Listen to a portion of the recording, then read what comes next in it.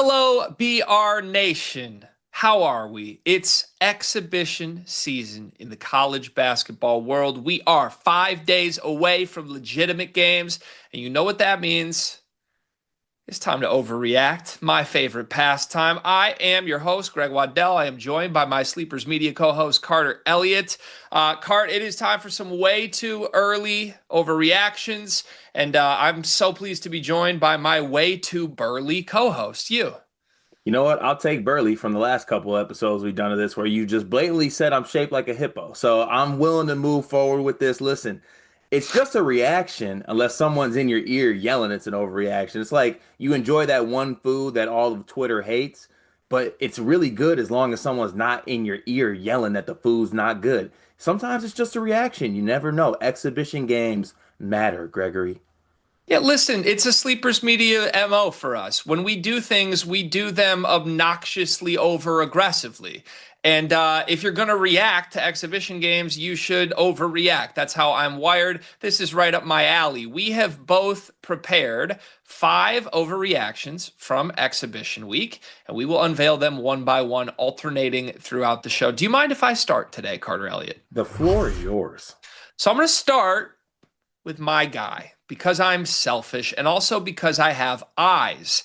Yaxel Lendeborg is the best player in college basketball. I said it. I'm not going to beat around the bush anymore. I think Yaxel Lendeborg wins National Player of the Year this season, and I know what this means. I know that this means that I am going against my guy, the guy that my 2-year-old daughter affectionately refers to as Uncle Braden in the Final Four flip book that I have. Braden Smith is the preseason National Player of the Year, but for my money, Yaxel Lendeborg is going to do more at Michigan. The question was, would his all-around production translate at the high major level? He averaged these insane numbers at UAB last year. It's freakish. Through 2 exhibition games, one of them coming against the most physical front court in the country in St. John's, Zuby Ejiofor, Dylan Mitchell, Bryce Hopkins, Yaxel has delivered better numbers than he averaged at UAB. 25, 10, and 4 in that game, and he's made it look effortless. He's looked passive at times. They're not even running the Danny Wolf playbook for him yet. I am just salivating at the idea of the numbers that Yaxel Lendeborg can put up in Ann Arbor this season, Cart. The eyes, Chico. The eyes, they never lie, man. They never lie. I'm not mad at saying that. Watching Axel Lendenberg those first couple games, it looks like a guy. I guess I'll put it the best like this. It looks like an NBA guy that's choosing to play college basketball. That's kind of what it is to me. And as I look at are you telling me, does that say plus 950? Plus 950. Yum. Not to do a food pun, but yummy. That looks enticing to me. I'll say that. I'm not mad at that. Long season, JT Top and a lot of other good players on this list, but Yaxel's in line for a stat-filled, very successful season with that front court in Michigan. So I'm not mad at that one, Greg. I'm actually going to stay in the Big Ten for my first take, if you don't mind. Do I have the floor? The floor is yours. The Fighting Illini will win the Big Ten Conference this year. ILLINI.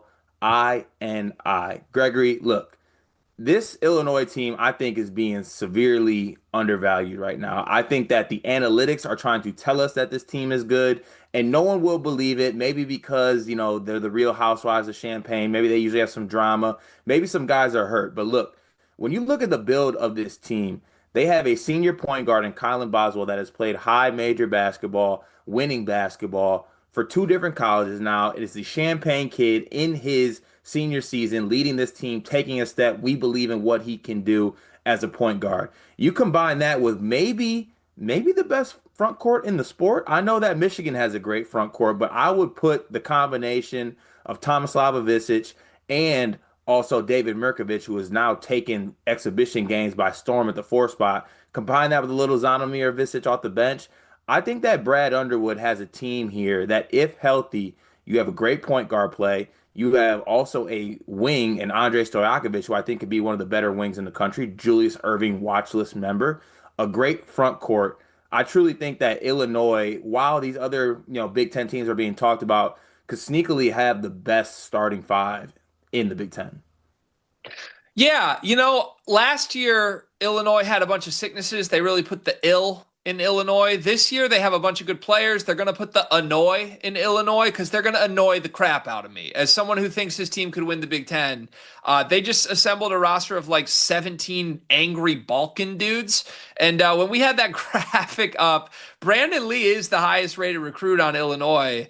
And the fact that they have like two other freshmen that are turning heads better than the guy who was supposed to be the highest rated freshman in their class, while they also have retention for the first time in like 3 years. It's a really exciting time to be an Illinois fan. And there you have it. The odds for Illinois in the Big Ten plus 550, valued third behind Purdue and Michigan. I think that makes sense based on where they're at in the preseason. But you're right. They've been an analytical darling in the offseason leading into this year. Evan Mia has them very high. Ken Pom has them very high, top 6 in the country.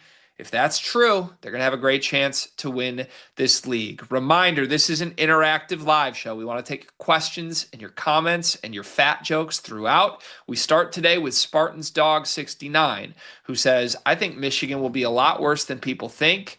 They have 0 outside shooting outside of Burnett, and they're going to clog the paint because of this. That's a very fair and unbiased take. Spartans Dog 69.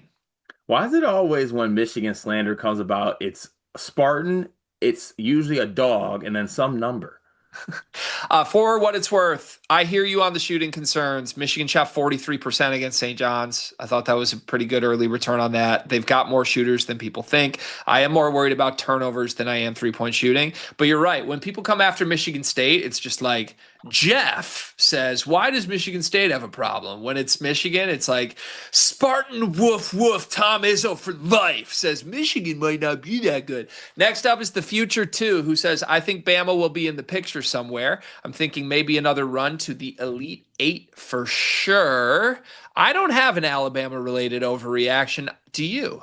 So I'm big in the backcourt with them. Phylon and Holloway is really, really good. The only issue for me with this team is that I don't think that they did enough in the front court. I think that Aiden Sherrill was supposed to take a step. I haven't seen that early on in the exhibition games. All the reports of Noah Williamson, the transfer that came in from Bucknell, are iffy at best. But I think you have Nate Oates, you have a Bama backcourt and guards that are good. Also wing position if Jaleel Bethea can get back healthy. There might be something there for them. Yeah, I'm with it. I have my eyes on LeBaron Philon all season long. He's going to put up some ludicrous numbers, that is for sure. Okay, let's get back to our takes next. Time for my offseason overreaction number 2. Staying in the Big Ten. It's Big Ten heavy start to the show. I've seen enough, Cart. Purdue's not making a Final Four. I'm sorry. I'm sorry, folks. The preseason number 1 team in the country, my national championship pick before I saw what it looks like, they're not getting it done. The storybook end in the Indianapolis in-state Final Four run will not come to fruition. Listen, they were at full strength against Kentucky. And I don't care what Purdue writers or fans try and say about this. They played Braden Smith, Trey Kaufman-Renn, and Fletcher Lawyer 30 minutes each against a Kentucky team missing its star point guard, missing its star center, playing nobody more than 20-something minutes. They went 10 deep when they shouldn't go 10 deep. Purdue tried to win the game as much as Kentucky did, if not more, with how they ran the rotations. And they got packed up. It's a bad look, and it's a reminder, in all seriousness, they were good last season. They weren't great. This roster that is built around Braden Smith, Fletcher Lawyer, and Trey Kaufman-Renn is inherently flawed. Those 3 have not proven themselves without Zach Edey to be worthy defensively or on the boards of making a Final Four or competing for a national championship. It's just true. And they thought they added the things needed to do it. It didn't look that way against Kentucky. I'm officially jumping off the Purdue bandwagon. After they lost to what was our number 1 team in the country after the exhibition games, Greg, in Kentucky? Well, they were our number 9 team before the exhibition game. You jumping off has me scared because usually it's me that's jumping off early in this case. You jumping off is something we're going to have to monitor, I think, for the rest of the season. But don't know if I can get there yet, but I commend you for going there with your overreaction. Well, Cart, the good news is this. I'm jumping off, but I can't jump. Oh, like white man can't jump? Like it's a real my jump, my vertical is like 4 inches, so I'm not far away from the bandwagon when needed. Okay, good to know. And I know that you'll always be nearby for what it's worth.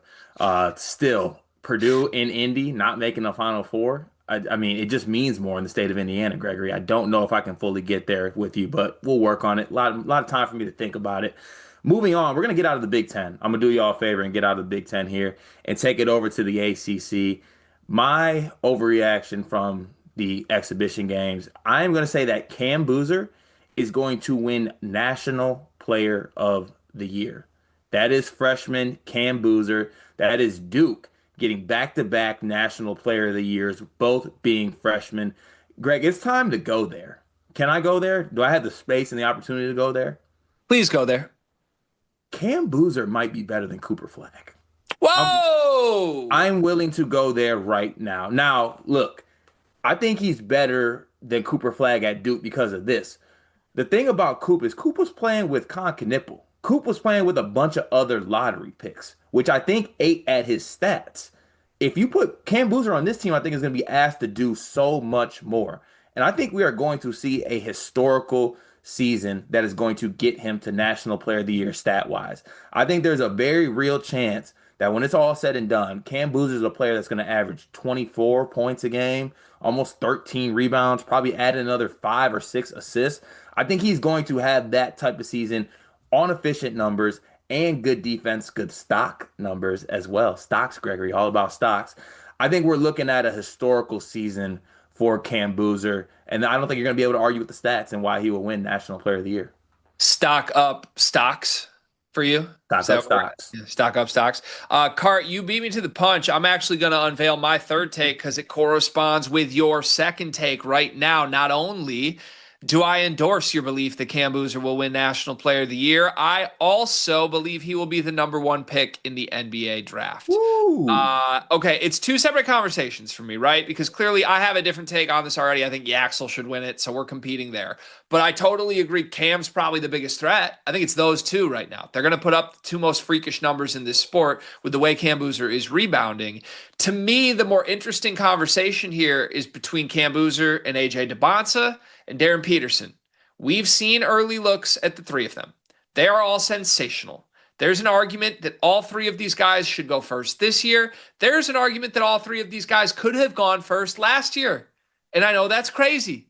Cooper Flag was sensational. I'm not trying to forget what he did. But when I look at the difference between Peterson, Dybantsa, and Boozer, I see one thing first and foremost. I see the most well-rounded of the bunch in a Duke uniform this year.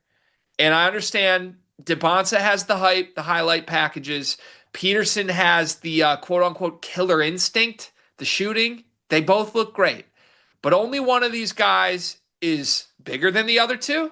Only one of these guys is a legitimate point guard with a center-sized body. I mean, this kid might be the best passer of the three of them. And he's going to play the five sometimes at Duke this year. If he's going to be this productive as a rebounder, I don't even know how you could make an argument for either Dybantsa or for Peterson to be taken over the 6'11 guy that averages 20 rebounds a game. We haven't seen anything like it, and I think it's time to admit it. Wow, we're really high on Cam Boozer. I'm just coming to terms with that. Car, give me your third take, and then we'll jump back into the chat.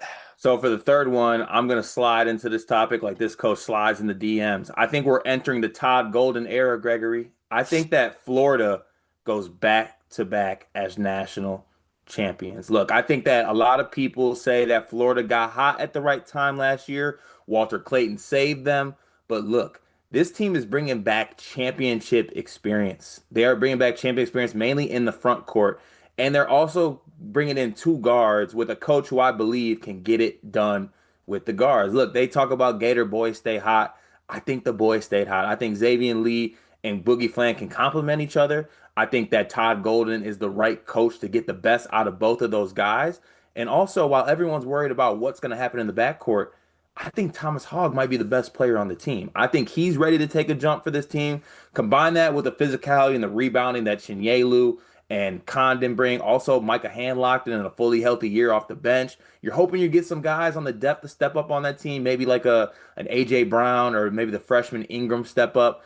But I think that we're entering the stage and a day and age in college basketball where Todd Golden's going to be a guy that sustains success. And I think that success is going to look like Florida going back to back. I do think the door is open for Todd Golden to emerge as the premier coach in college basketball this season. I also do think the DMs should not be open of any sorority girl in Florida. To me, Todd is legit. His approach to basketball is clear at this point. Be bigger than everybody, shoot a bunch of threes, get a really dynamic guard. He's done that this offseason. I mean, them going hot the three with Condon and Chinyelu in the front court is going to be monstrous. Like, there's only a couple teams in the country that could even dream of competing with that, let alone a team with also Boogie Fland and Xavier Lee, who might be the best guard on this team. We don't know yet. The thing I love most about Florida, I think more than any other team at the top of this sport, we don't know who their best player is, not because they don't have great ones, because they have like 4 great ones. Mm-hmm. There are people who believe Alex Condon is a first-team All-American. There are people who believe Haw is the best player. That's you and me. There are people who believe Boogie Fland is the next Walter Clayton. It speaks to how loaded that roster is that we can't have a clear decision on that. And I think you're right. They have a great chance to repeat as champs. Let's jump in with the chat here, starting with JM Fallon, who said facts on Boozer. He agreed with us, Cart. I mean, I can't deny it, Greg. You know, you and I have conversations a lot. I was like team Boozer's the 3rd best prospect in this draft. I can't really deny it given what I've seen at this point. It is big of you to admit that you were wrong about Darryn Peterson being better than Boozer. I know that was big of me. It's going to be big. Go ahead. I didn't say that. I just said it was big of you. Walker Bailey said Kentucky is winning the Natty. You like that? Can Mark Pope win a national championship? Yeah, absolutely. You answered that quick. I don't know if I can answer that as quickly. I don't know that I want to bet on it this year, even though I love this Kentucky roster and what they did to Purdue. But at some point, he is like undoubtedly going to win a championship at Kentucky. That's fair. Yeah, I wouldn't be surprised.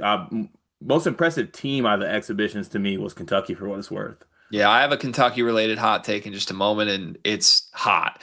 Hayden Smith says, Florida overachieved last year. I don't see back-to-back. Card, I was arguing this every single week of the NCAA tournament. It was like they got to UConn in the round of 32, and I was like, nope, they're playing better than they actually are. And then they got to the Sweet 16. They were going to play Texas Tech, and I was like, nope, they're playing better than they actually are. And then they got to the Final Four and played Auburn. I was like, nope, this is where it ends. They're playing better than they actually are. And then they got to the championship game against Houston in Texas, and I was like, nope, they're not as good as Houston. They're playing better than they actually are. And then they cut down nets, and now here we are. Listen, the Gator boys stay hot, man. You could say they overachieved. I always believed that they were a team that could cut down the nets last year.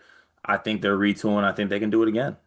Yeah, there's no reason they can't. Sorry, Hayden Smith. We disagree with you. Okay, back to our overreactions. It's time for my 4th overreaction. And more than an overreaction card, this one is like a true spicy hot take. I got cute for a minute. Sue me. Kentucky, the team that just blitzed Purdue, the number 1 team in the country, smoked them without their 2 stars? Kentucky doesn't need their 2 stars.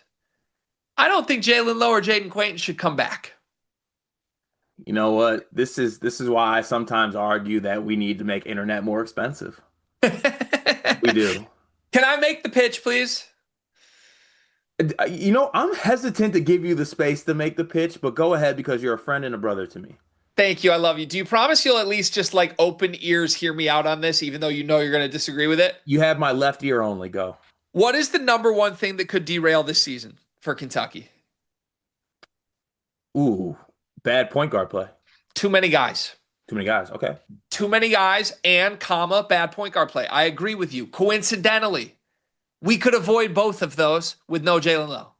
And I know that sounds insane. It sounds insane because Jalen Lowe is a good player. Jalen Lowe is also an inefficient shot chucker that has not played winning basketball at any point in his career. Jaden Quainton is amazing. Supposed to be a lottery pick. I know it. He's great. He is awesome, right?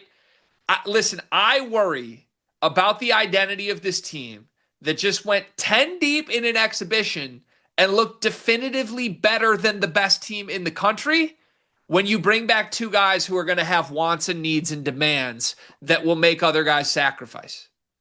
I don't think you need the inefficient shot-chucking star when you have Jasper Johnson happy playing 20 minutes hitting 5 threes. When you have Denzel Aberdeen, who won a national championship last year. It was my one gripe with the way they built this roster in the offseason. I didn't love that they were going all in on Jalen Lowe. I would have loved it if they kept Caden Lewis, the freshman who looks like he's going to be Villanova's best player. If you want to go all in on sacrifice, to me, Jalen Lowe doesn't fit it, and we don't know how an unhealthy Jaden Quaintance will fit it. It's the hottest take I have right now, but I just watched the number one team in the country. It was Kentucky without those two. I don't want to mess it up. Okay, listen, I think the results are there. I still think you're out of your mind for what it's worth. Also, I think you got way too greedy saying two of them. Do you really not want Quaintance on this team and want a front court of Brandon Garrison? I think Malachi Moreno looked amazing. I'll allow it, Gregory. I'll allow it. Look, when you're the deepest team in the country, I think you can get away with stuff like this. But also at the same time, let's just get those two guys back. Let's go ahead and get those two guys back and let's figure out a way to make it work. I think Mark Pope can do so. Can he not? Red shirt him. Red shirt. Okay, Matt Painter. What are we doing here? Just give me your overreaction. Can we move on? Yeah, let's move on. This might be in the same level of hot as you did, but not as hot. I think that Auburn misses the tournament this season. I'm just dying. This might be as hot as yours, but not as hot. Like, what? Yeah, not a temperature guy. But look, I think that one of the quiet things that's happened this college basketball season is that Bruce Pearl just slid out of his position and just gave it to his son. And where Yeah. everyone's just like, oh, okay, all right, cool. Like that's awesome. Bruce Pearl's one of the best coaches in the sport. And he just said, I'm out of here and just gave it to his bloodline, who in his first, stint, his first test as a Auburn coach, lost to Oklahoma State, who's like the 18th ranked team in the Big 12 this year, and gave up like almost 100 points. I just think that outside of what Stephen Pearl is doing and how much I have questions of him, I also have questions about this roster. Keyshawn Hall is on his ninth school in however many years dating back to high school. He loses at every single team that he's on. And every team that he leaves gets better once he leaves. I can't argue with that data point. Also, I think Tahad Pettiford is going to take maybe not as big of a jump as people think, not being surrounded by Janai Broome, Chad Baker-Mazara, Miles Kelly, and having Bruce Pearl as his head coach. And when you look at this roster with Stephen Pearl at the helm, I think there's a world where it goes bad, truly. Like you have a D2 transfer who I believe in, Elijah Freeman, coming up to play in the SEC Division I basketball. Keyshawn Hall wants to be the best player. He doesn't know he's not the best player. I just think there's a world where this goes kind of bad for Auburn and Stephen Pearl's first year. Yeah, I think it's an important data point too that it's very often that sons aren't as good as their dads at things. Like my 6-month-old son can't even walk with me on walks right now. You can't hit a 7-iron, and your dad's nasty at golf. Like, why are we so sure that Stephen Pearl's not just going to immediately botch this? The early returns were terrible in the exhibition. Like that was a bad performance against an Oklahoma State team that I think is not very good. I agree with you. This is pretty ominous. They knew that Bruce was going to step down, right? Like they're all acting like they knew he was leaving. Do you buy that? I'm not buying it. I don't know. I don't know if guys are necessarily signing up for that. And man, call me a conspiracy theory guy, but I don't know if all these guys are coming back and signing up to play for Stephen Pearl. I'm sorry. Yeah, I think he manipulated the timing. I agree. Okay, let's do our fifth and final overreaction card. My fifth take is this. The Louisville Cardinals will not win an NCAA tournament game. You just want to just lash out at me and you're taking it out on everyone else. Now, I know what you're all thinking right now. I know, trust me. I know. It's not that hot to say Pat Kelsey won't win a tournament game. Trust me, I get it. The guy with 0 NCAA tournament wins is looking to do something he's never done before. But let's also give credit where credit is due. This is the best roster Louisville's had, I think, since their national championship. Vacated, by the way, but they were there. And I think Michael Brown's great. I think Ryan Conwell's great. I think the duo of them together is clunky as hell. It really is. Chemistry matters with stuff like this.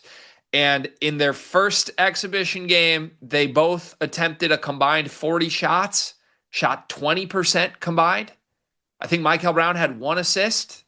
Like these guys want stardom. And I don't think they can both start them at the same time. I am afraid of volatile three-point shooting only teams in the tournament. To me, the reason Alabama has worked in the tournament is because there's always a baseline of defense, size, and rebounding. Louisville's trying to do the Alabama approach with zero good bigs and zero size.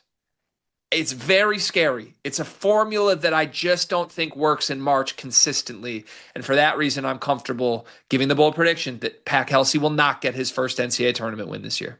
I'm glad you're comfortable. And you should thank your lucky stars that my last takeaway from this wasn't that Louisville wins more games in the tournament than Kentucky. Because I almost got to that point. You will respect my cards. Michael Brown had 28 and 26. He had Bucknell shaking in their boots. How dare you? If they run into Bucknell in the first round, I like their chances. They might, given what the ACC is looking like. So we are good to go. Moving on to my fifth and final take, which is, I think, you know what? I'm ending this on a high note. This is something you and I can both get behind, I feel like here. The Arkansas Razorbacks will make a Final Four under John Calipari this year behind the great backcourt that is Darius Acuff and Malik Thomas. But that is not the only reason that I love this Arkansas team, Gregory. In the first two exhibition games, I have been just honestly blown away by these two freshman guards, obviously. I kind of saw that coming. But it's the other portions of it that I like. Carter Knox has seen to come back for his second year, an NBA draft pick, might I add, and very much accepted his role next to these guys. That could be the best third option in the country if that's how it lays out for this Arkansas team. I think that Trayvon Brazile looks as healthy as he did before he had that kind of knee blowout injury. I think he's looking great for this team. I also think that a combination of Ewan and Pringle can do enough at the center spot. DJ Wagner is one of the best point of attack defenders, I think, in the country. I just love the way that this team is coming together and filling out. Not to mention, I think Billy Richmond could be like this Swiss Army knife bench piece, gives you 20 minutes of psychotic basketball play that will lead to winning basketball. I am all in on Arkansas and Coach Cal making a Final Four this season. Now, Cart, you and I haven't gotten behind something at the same time since 2014. Yep, good times. But I'm willing to do it here. I am. I'm in on this backcourt. The only thing that scares me, two things that scare me. DJ Wagner's still in the way, but DJ Wagner looks great defensively right now. He's like really embraced his role between Malik Thomas and Darius Acuff. The thing that scares me most is the center spot. You like Pringle more than I do, but obviously. But no, I'm in. Cal's going to break through, I think, before Mark Pope does at Kentucky, and they have arguably the best backcourt in the country. Plus 475 to make a Final Four? I like that. I like that number. Tasty. It's a good number. Okay, let's do some chats to finish the show. Couchmeister says Duke finished their unfinished business this year. Does that mean a national championship for the Blue Devils? Duke's backcourt is not good enough to win a national championship. What if Cam Boozer becomes the point guard? Then Duke's backcourt is good enough to win a national championship. I can't wait for Shire to pull the strings on that. JM Fallon says Auburn has a Big East-esque roster this year. The SEC is going to eat them alive. Shout out to my guy Jimmy Fallon tapping into us over at BR. That feels good. I agree with you. Yeah, good take, Jim. Really like it, Jim. That's solid. Let's see. Wills Burton says, do you think UNC will make the tournament this year? I'm actually going to go ahead and get this out there. I think they 100% make the tournament. I think they have a good year for what it's worth. 100%? 100% they make the tournament. 100%? 100%. We're not a math podcast, but that seems like a high percent. Hubert Davis needs to get Luka Bogovac eligible. UNC is not letting him through admissions right now. That's ominous. It's a little Juwan Howardy, but I like the team. I got to admit, I do like the team. Okay, let's recap our list, Cart. 10 good takes brought to you by us here at Sleepers Media on the Bleacher Report College Hoops live show. I have Yaxel Lenneborg to win National Player of the Year. Purdue missing the Final Four. Cam Boozer, first overall pick in the draft. Kentucky turning away from Jalen Lowe and Jaden Quaintance. And then Louisville, predictably, not winning an NCAA tournament game. You have Illinois winning the Big Ten, Cam Boozer winning National Player of the Year, Florida going back-to-back, Auburn missing the NCAA tournament, and Arkansas making the Final Four. Let's end with this. Which one of these five do you believe in the most? Ooh, Arkansas to make the Final Four. I like that pick from you. I believe Cam Boozer will be the first pick in the draft the most. Also a good pick, Greg. Great picks. Hey, thank you, everybody. If you enjoyed this show, there's a lot more that you can get from us. We are Sleepers Media with the season around the corner. We're doing previews and recaps for all the biggest games in college basketball on our YouTube channel. Subscribe to Sleepers Media to see it all. We do the Sleepers podcast 5 days a week out wherever you get your podcasts. And most importantly, we do a college basketball live show every single Wednesday at 2 p.m. Eastern in the BR app and on the Bleacher Report YouTube channel. Make sure you tune in next time. Thank you for watching. And Cart, with the season just 4 days away, please give us a final word. It's only an overreaction if you make it an overreaction. And every single Wednesday, you can catch myself, Carter Elliott, and a guy who looks like Ellen DeGeneres talking college basketball.